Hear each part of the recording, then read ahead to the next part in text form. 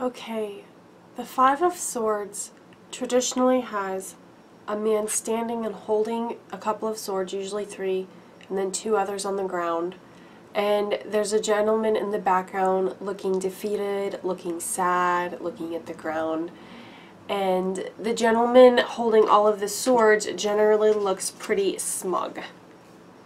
Okay, so this guy has clearly won over the others. And I feel like this is kind of a better representation of looking smug, right? So if we step into this card and we kind of feel what's going on, you know, it feels like the man holding all the swords has been aggressive. He has dominated the other men in the card.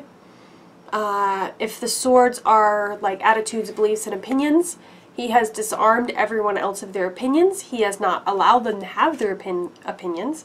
He has not allowed them to think or to have a say in the situation. And now this person is sitting alone, right? He's kind of ostracized from the group. He's further away from the group, and the group is not too terribly happy with him, right?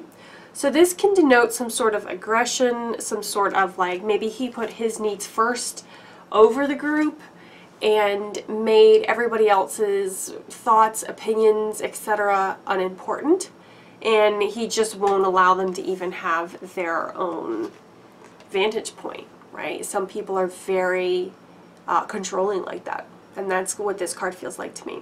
So there's been some sort of conflict, some sort of decision. This guy has, in the front of the card, has clearly won and everybody else has clearly lost. But the feeling in this card kind of denotes, like, at what cost, right? At what cost did this man win?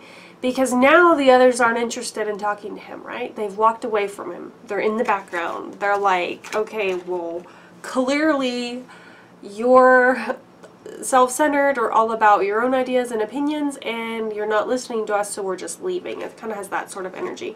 So there's been some sort of conflict or battle where the person in the front of the card has quote-unquote won, but did he really win? Because the others like aren't interested in speaking to him anymore. So was it worth the cost of winning? Was it worth the cost of being right? Was it worth the cost of forcing your opinions and thoughts on other people? In the Five of Michael, we have this situation doesn't serve you. Release your attachment to the outcome. Consider taking a more uplifting approach. I am not sure exactly what he is holding there. It looks like a garden hose. Surely that's not a garden hose. I have no idea. The next one is the Five of Air, which has unicorns on it.